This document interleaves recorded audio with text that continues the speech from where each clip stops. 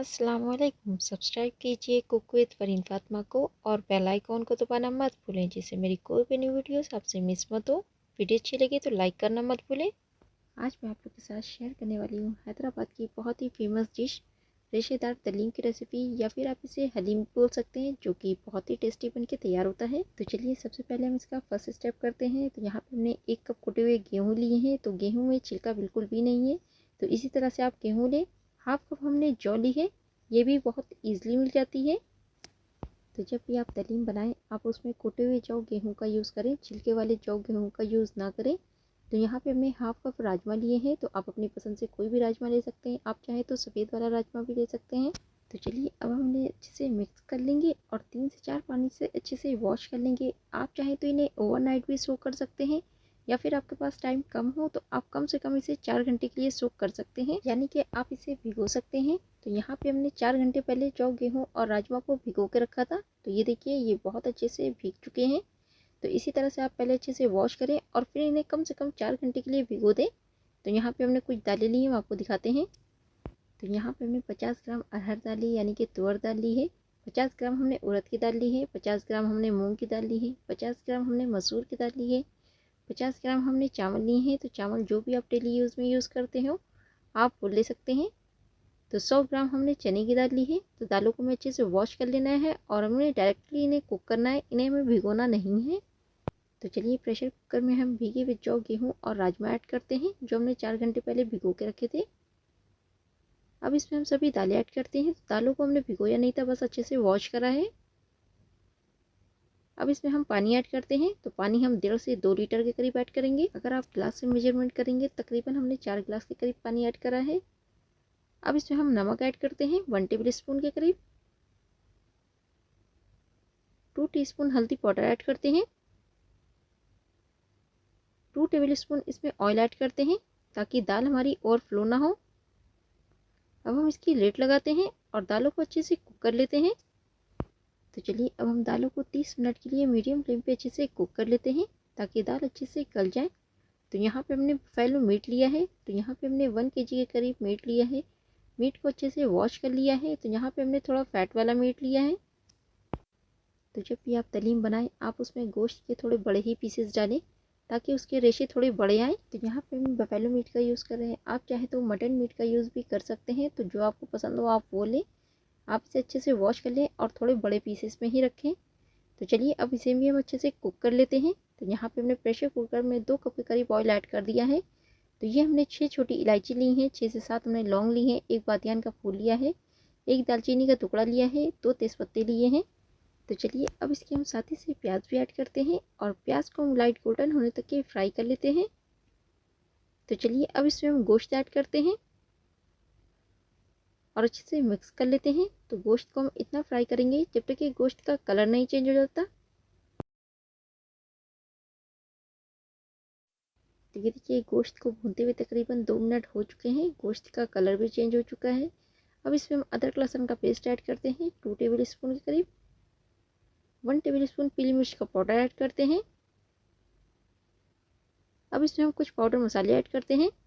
2 teaspoon नमक add करते हैं। 2 टेबल स्पून लाल मिर्च पाउडर ऐड करते हैं। 2 टीस्पून हल्दी पाउडर ऐड करते हैं। 2 टेबल स्पून धनिया पाउडर ऐड करते हैं। तो चलिए मसालों के साथ हम गोश्त को अच्छे से भून लेते हैं, ताकि गोश्त का जो भी कच्चापन है वो निकल जाए और मसालों का भी कच्चापन निकल जाए। तो पहले आप गोश्त को मसालों के साथ खूब अच्छे से भून लें। तो चलिए अब इसमें हम पानी ऐड करते हैं तकरीबन 3 कप के करीब, ताकि गोश्त पूरी तरह से गल जाए। तो चलिए अब हम इसकी लिड लगाते हैं और गोश्त को 100% कुक कर लेते हैं। तो हम इसे मीडियम टू लो फ्लेम पे 100% कुक करेंगे, ताकि गोश्त का रेशा रेशा अलग हो जाए। तो चलिए अब हम गोश्त को 8 से 10 प्रेशर आने तक के मीडियम टू लो फ्लेम पे अच्छे से कुक कर लेंगे, ताकि गोश्त पूरी तरह से गल जाए। तो चलिए जब तक कि गोश्त अच्छे से गल रहा है, तो हम एक दलीम का खुशबूदार मसाला तैयार कर लेते हैं। तो यहाँ पे हमने ग्राइंडिंग जार लिया है। अब इसमें हम 1 टीस्पून काली मिर्च के दाने ऐड करते हैं। 7 से 8 हमें लौंग ऐड करना है। 1 टीस्पून सफ़ेद ज़ीरा ऐड करते हैं। 6 से 7 हमें छोटी इलायची लेना है। 1 बड़ी इलायची लेते हैं। 1 जायफल का टुकड़ा लेना है 1/3 के करीब। 1 दालचीनी का टुकड़ा लेना है। तो चलिए अब इसमें 1 टीस्पून कबाब चीनी ऐड करते हैं। अगर आपके पास कबाब चीनी ना हो तो आप इसे स्किप भी कर सकते हैं। 1 टेबल स्पून साबुत धनिया ऐड करते हैं।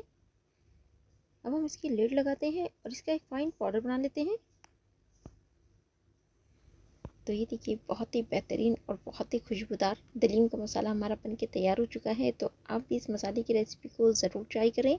आप इसे बना के स्टोर भी कर सकते हैं। तो जब भी आपका दलीम खाने का मन हो तब आप इसे फटाफट से बनाएं और उसमें इस खुशबूदार मसाले को ज़रूर ऐड करें। आपके दलीम में 4 चांद लग जाएंगे। तो ये देखिए दालें भी बहुत अच्छे से गल चुकी हैं। तो दालों को हमें मत्ती की मदद से अच्छे से मैश कर लेना है। आप चाहें तो इसे ब्लेंडर से भी अच्छे से ब्लेंड कर सकते हैं। तो यहाँ पे गोश्त भी बहुत अच्छे से गल चुका है, हम आपको दिखाते भी हैं। तो ये देखिए इस तरह से ये टूटने से लगा है। तो गोश्त बहुत अच्छे से गल चुका है। तो चलिए अब हम गोश्त के सभी रेशे अलग कर लेते हैं। तो यहाँ पे हम एक पोटैटो मैशर का यूज़ कर रहे हैं। जब आप इस तरह से इसे मैश करेंगे तो गोश्त के सभी रेशे बहुत ही आसानी से अलग हो जाएंगे। तो इसी तरह से हमें गोश्त के सभी रेशे अलग करने हैं। तो चलिए जो हमने दालें गला के रखी थी तो उसमें हम ये गोश्त को ऐड कर देंगे। तो दालों को आप खूब अच्छे से मथने की मदद से मैश कर लें, क्योंकि रेशेदार जो दलीम होता है उसमें एक लस होता है। तो जब आप दालों को अच्छे से मैश कर लेंगे तो उसमें अच्छा सा लस आ जाएगा। तो अब हमें गोश्त डाल के खूब अच्छे से मिक्स कर लेना है। रेशेदार दलीम जो होता है तो वो बहुत ही गाढ़ा होता है, उसमें एक लस होता है। तो आप दालों को खूब अच्छे से मैश करें, तभी उसमें एक अच्छा गाढ़ापन और लस आएगा। तो अब इसमें हम दलीम का मसाला जो तैयार करा था वो ऐड करते हैं और मसाला डाल के खूब अच्छे से मिक्स कर लेते हैं। तो चलिए अब इसमें थोड़े से पुदीने के पत्ते ऐड करते हैं, हरी मिर्च ऐड करते हैं। तो हरी मिर्च को आप बिल्कुल बारीक काट लें। आप चाहें तो इसमें अदरक के जूलियन भी ऐड कर सकते हैं और अच्छे से मिक्स कर लेंगे।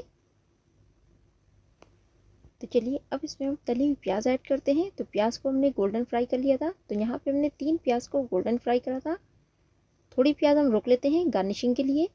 आप चाहें तो दलीम में तड़का भी लगा सकते हैं। तो यहाँ पे हम तड़का नहीं लगाएंगे क्योंकि हमने फ़ैट वाला गोश्त लिया था। तो इसे अच्छे से मिक्स कर लेंगे। तो चलिए अब हम दलीम को 20 से 25 मिनट के लिए और पका लेते हैं, ताकि दलीम में खौल आ जाए। तो गैस की फ्लेम हमें मीडियम रखनी है और बीच बीच में हमें चलाते रहना है ताकि दालें नीचे लगे ना। तो ये देखिए सुपर टेस्टी सुपर हेल्थी दलीम हमारा बन के तैयार हो चुका है। इसमें बहुत सारी दालें हैं जो हमारे बॉडी को बहुत ही प्रोटीन देती हैं। तो ये देखिए दलीम को पकते हुए लगभग 25 से 30 मिनट हो चुके हैं। तो चलिए अब हम इसे गर्मा गर्म सर्व कर लेते हैं। बहुत ही टेस्टी बहुत ही डिलीशियस दलीम हमारा बनके तैयार हो चुका है। तो आप इस आसान सी रेसिपी को ज़रूर ट्राई करें।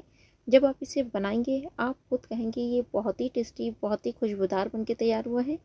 अगर आपको दलीम बनाने में बहुत ही ज़हमत लगती है या फिर बहुत टाइम लगता है या फिर दलीम आपका अच्छा नहीं बनता है तो आप मेरे बताए मेथड को ज़रूर फॉलो करें।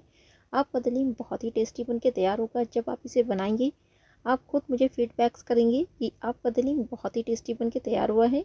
उम्मीद करती हूँ आपको ये रेसिपी ज़रूर पसंद आई होगी। अगर आपको रेसिपी पसंद आई हो तो प्लीज़ मेरे चैनल को लाइक शेयर सब्सक्राइब करना मत भूलें, जिससे मेरी कोई भी नई वीडियोस आपसे मिस मत हो। फैमिली और फ्रेंड्स के साथ शेयर करें, प्यारे प्यारे कमेंट्स करें। बहुत ही जल्दी मैं अपनी नई रेसिपी आप लोगों के साथ फिर से शेयर करूँगी। जब तक के लिए दुआओं में याद रखें। अल्लाह हाफिज़। वीडियो देखने के लिए बहुत बहुत शुक्रिया।